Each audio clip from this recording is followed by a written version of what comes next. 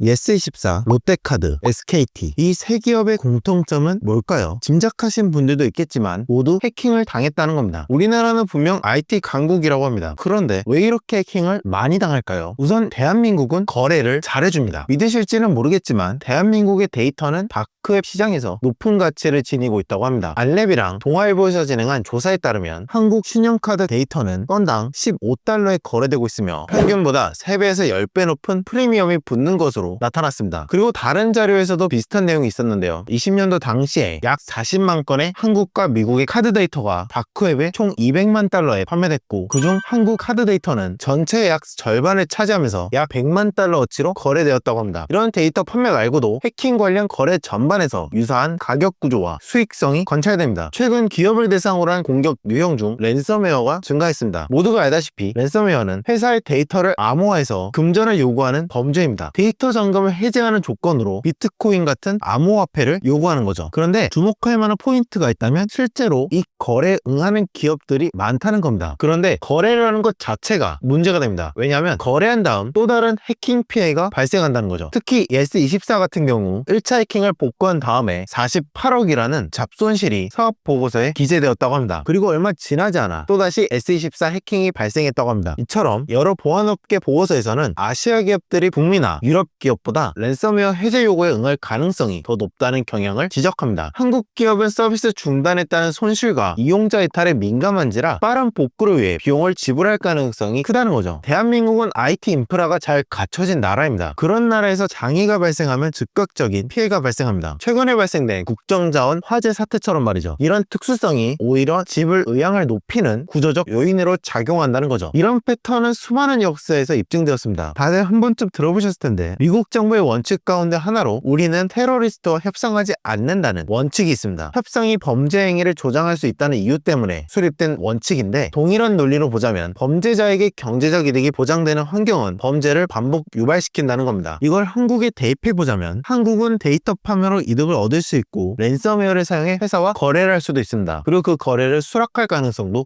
높고요. 해커 입장에서는 어느 방법을 써도 이득을 얻을 수 있기 때문에 대한민국은 참 매력적인 시장이라는 거죠. 그런 까닭일진 몰라도 대한민국은 실제로 해킹 공격을 많이 당합니다. 한국은 전 세계와 비교했을 때 해킹 공격을 유독 많이 받는 국가 중 하나입니다. 더 넓게 보자면 아시아, 태평양 지역 전체가 해킹 공격에 취약한 지역으로 분류됩니다. 그 중에서도 특히 공격 빈도가 높은 두 국가가 있는데 바로 대만과 대한민국입니다. 로이터 통신에 따르면 대만은 하루 평균 240만 건, 대한민국은 하루 평균 162만 건의 사이버 공격을 받고 있다고 합니다. 그래서 얼마나 많이 공격을 받는 건데 쉽게 상상할 수 없기 때문에 간단히 말하면 국민 한 명당 매달 한 번 이상은 해킹 공격을 받는다고 봐도 과언이 아닙니다. 글로벌 평균을 기준으로 다시 비교해보자면 한 기관이 일주일에 약 1900건의 공격을 받는 것으로 나타납니다. 이 수치를 비교해봤을 때 한국과 대만이 압도적으로 많은 공격에 노출되어 있다는 건 분명합니다. 그런데 왜 하필 한국과 대만일까요? 예상될 거라 생각하는데 중국과 북한 때문입니다. 이 두 국가로부터 받는 정치적, 군사적 성격의 사이버 공격이 상당한 비중을 차지한다고 합니다. 우리나라는 종전 국가가 아니라 휴전 국가잖아요. 그래서 한국은 지정적 조건 때문에 받는 공격도 있고 해커들의 좋은 수익처라는 조건도 가지고 있는 겁니다. 그런데 더 심각한 것이 있다면 이런 상황임에도 불구하고 보안 인식이 바닥에 있다는 겁니다. 보안이 중요하다는 건 모두가 알지만 목숨 걸고 지켜야 할 정도로는 생각하지 않는다는 거죠. 노드 VPN에서 실시한 조사에 따르면 한국의 사이버 보안 지식 수준은 세계 최하위권에 속했습니다. 기업도 별반 다르지 않는데 사이버 보안 인력 필요성을 물어본 설문조사에서 91%의 기업이 필요하지 않다고 답했습니다. 왜 필요하지 않냐고 추가로 물어본 질문에서는 굳이 전담 인력이 필요하지 않다는 의견과 자사의 주 사업 영역은 보안 위협과 무관하다는 응답이 많았지만 응답 기업 대부분이 보안에 비용을 지출하고 싶지 않다는 태도로 해석된다고 합니다. 실제로 SKT 사례에서도 나타났지만 보안 예산을 확대하기보다는 줄이거나 현상 유지에 그치는 기업이 더 많은 상황입니다. 보안을 위한 투자를 불필요한 지출로 생각하고 있다는 거죠. 그런데 앞서 말한 것처럼 우리나라는 중국과 북한과 같은 국가로부터 사이버 위협을 받는 것과 동시에 다양한 이유를 바탕으로 하루에도 수많은 공격을 받고 있습니다. 이런 나라에서 보안이 아깝다고 비용을 줄이고 보안을 등한시하면 어떻게 될까요? 그냥 때려달라고 뺨을 갖다 대는 거랑 다를 게 없겠죠. 그래서 모두 이게 문제라는 걸 알면서도 보안에 대한 예산 투자를 아까워하는 조직이 많다는 게 근본적인 문제입니다. 대한민국 기준 주요 기업들이 사이버 보안에 투자하는 예산을 확인해보니 고작 0.1%라고 합니다. 기업마다 편차는 있겠지만 매출의 적은 비중을 차지하는 건 사실이고요. 해킹은 날로 갈수록 발전하고 있습니다. 그리고 우리가 전혀 예상치 못한 방법으로 공격을 시도할 거고요. 해킹 사건의 가해자가 명백합니다. 해커죠. 하지만 해커로부터 받는 공격을 막기 위해 피해자가 더 많은 준비를 해야 하는 것이 현 상황입니다. 그렇기 때문에 보안 인력과 보안 인프라에 대한 투자가 좀 더 활성화되기를 바라면서 오늘의 이야기도 여기서 마무리합니다.